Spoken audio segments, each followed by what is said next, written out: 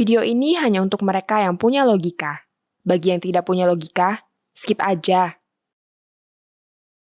Sebagai pendukung Pak Jokowi, izinkan saya menyarankan pada kubu pendukung Pak SBY dan Partai Demokrat untuk menarik laporan ke polisi terkait 4 akun media sosial relawan pendukung Jokowi. Pendukung SBY menuduh 4 akun media sosial itu akun Agrifanani, Bang Boy YTN, Kajian Online, dan Sudiro Wibudius MP menyebarkan berita bohong tentang SBY yang menyebabkan keonaran. Demokrat menuduh bahwa akun-akun tersebut menyatakan SBY terlibat dalam kasus ijazah palsu Jokowi dan pernyataan itu merusak nama baik SBY dan partai. Bahkan dikabarkan mereka masih akan melaporkan sejumlah akun lainnya dalam gugatan serupa. Menurut saya kalau ini dilanjutkan yang akan hancur namanya adalah Pak SBY sendiri. Tuduhan yang dilontarkan pendukung SBY ini mengada-ada dan bahkan ceroboh. Kita misalnya bisa bertanya, keonaran mana yang dianggap terjadi?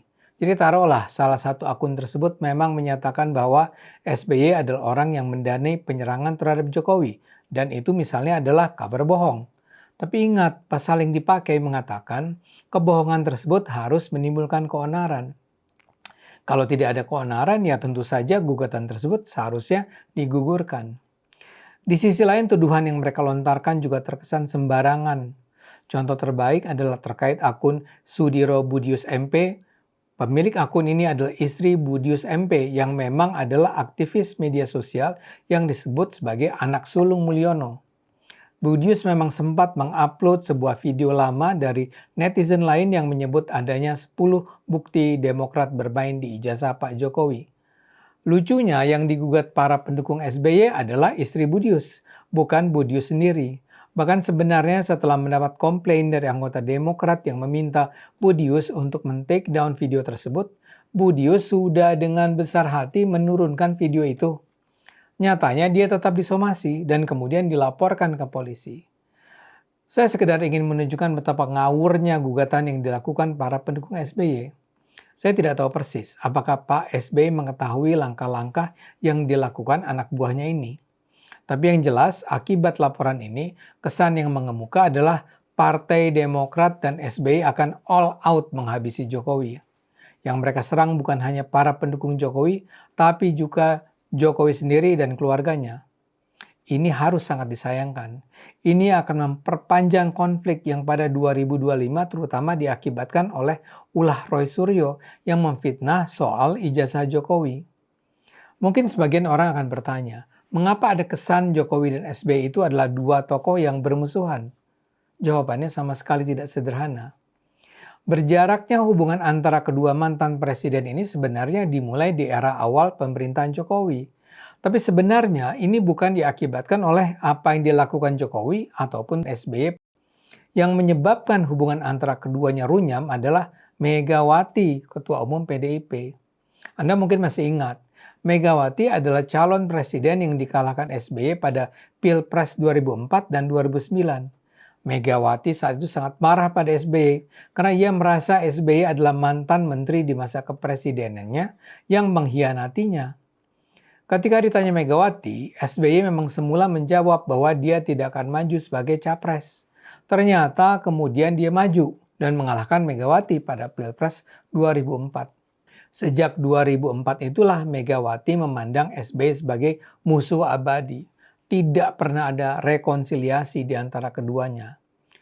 Yang menjadi korban adalah Jokowi. Jokowi sebenarnya tidak punya konflik apa-apa dengan Demokrat selama 10 tahun masa kepresidennya. Tapi kebencian Mega terhadap SBY memang menutup sama sekali peluang siapapun dari Partai Demokrat untuk masuk dalam lingkaran kekuasaan Jokowi. Hubungan Jokowi sebagai kader dan petugas partai PDIP dengan SBY menjadi sangat dingin. Akibatnya, kedekatan simbolik, pertemuan, dan kerjasama strategis antara keduanya tidak pernah terjadi. Selama 9 tahun masa kepresidenan Jokowi, Demokrat menjadi oposisi. Baru pada 2024, ketika hubungan Jokowi dengan PDIP sudah merenggang, Agus Harimurti Yudhoyono (AHY) ditunjuk sebagai Menteri Agraria dan Tata Ruang, Kepala Badan Pertanahan Nasional. Jadi sebenarnya tak ada hal yang layak menjadikan hubungan mereka memburuk. Memang pada 2021 sempat ada peristiwa yang mengganjal hubungan keduanya. Ketika itu berlangsung Kongres Luar Biasa Partai Demokrat yang memutuskan nama Muldoko sebagai Ketua Umum Partai Demokrat. Sejumlah figur Demokrat menuduh bahwa Jokowi berada di belakang KLB tersebut. Faktanya, KLB tersebut akhirnya ditolak secara resmi oleh pemerintah. Hal itu saja seharusnya sudah menunjukkan bahwa Jokowi tidak merestui KLB. Namun bahkan sampai sekarang pun insinuasi bahwa Jokowi adalah mastermind KLB untuk menghancurkan Demokrat tetap bertahan. Saya telah menjelaskan secara singkat pola hubungan SBY dan Jokowi yang sama sekali tidak sederhana. Namun yang menjadi persoalan utama sekarang adalah memburuknya hubungan, terutama sejak Roy Suryo menjadi aktor utama dalam kampanye ijazah palsu Jokowi. Kita semua melihat betapa brutalnya Roy menyerang Jokowi dan juga Gibran.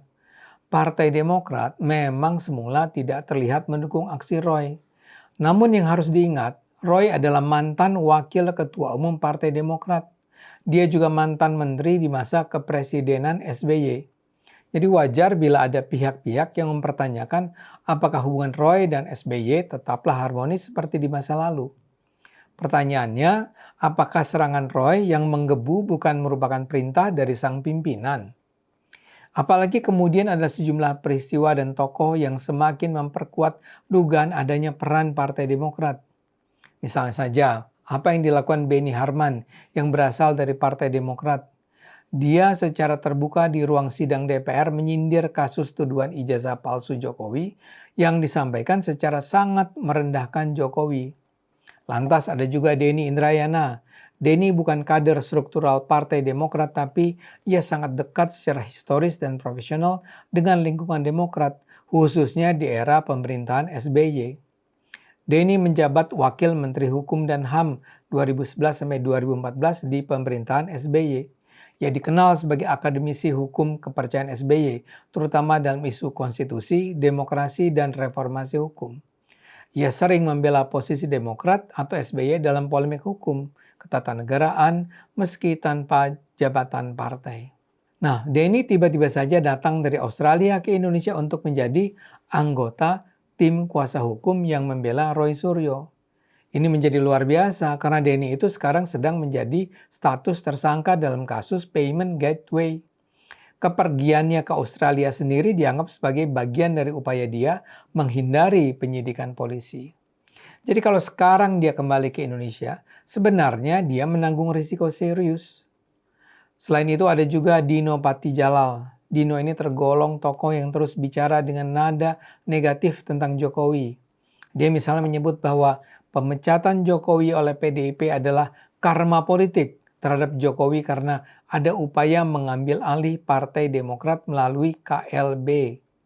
Juli lalu tiba-tiba saja Dino juga memposting ijazah doktornya di media sosial dan menyebut nama Jokowi dalam postingannya. Dino memang bukan kader Demokrat, namun ia kerap disebut sebagai orang yang dekat secara profesional maupun personal dengan SBY. Dino adalah Duta Besar Indonesia untuk Amerika Serikat 2010-2013, jabatan strategis di era pemerintahan SBY. Ia sering ditempatkan dalam lingkar teknokrat intelektual era SBY, bukan aktivis partai. Refli Harun yang sangat anti Jokowi juga dikenal sebagai orang dekat SBY. Dia menempati jabatan komisaris di 2 perusahaan sampai 2 kali di masa pemerintahan SBY sejak 2015 sampai 2020. Dia turun dari jabatan komisaris di masa pemerintahan Jokowi. Meski bukan kader Demokrat, Refli juga sering dianggap bagian dari ekosistem intelektual era SBY. Sekarang, terutama melalui kanal YouTube-nya, Refli secara konsisten menghabisi Jokowi dan Gibran. Refli pun menjadi tim kuasa hukum Roy. Mungkin masih ada nama-nama lain yang harus disebut, namun untuk sementara saya stop di sini. Saya tidak ingin mengatakan bahwa kehadiran deretan nama orang-orang SBY dan Demokrat dalam serangan terhadap Jokowi ini menunjukkan SBY dan Demokrat memang adalah mastermind dalam upaya menghancurkan Jokowi dan kubunya. Yang ingin saya katakan, data ini membuat banyak pihak, terutama kalangan pro-Jokowi curiga bahwa SBY dan Demokrat terlibat dalam skema besar ini. Karena itu kalau kubu Demokrat ingin terlihat tidak terlibat, yang harus dilakukan adalah semacam pendisiplinan agar semua pihak yang terkait dengan Demokrat tidak memberi indikasi bahwa Pak SBY dan Demokrat mendukung kampanye ijazah palsu. Ini menjadi sangat penting mengingat Roy Suryo sudah hampir menjadi terdakwa dan hampir juga menjalani hukuman penjara. Partai Demokrat tidak perlu terlihat sebagai kubu pendukung Roy. Dan gugatan yang mereka ajukan saat ini kepada kubu relawan Jokowi hanya akan memperburuk keadaan. Ayo gunakan akal sehat, karena hanya dengan akal sehat Indonesia akan selamat.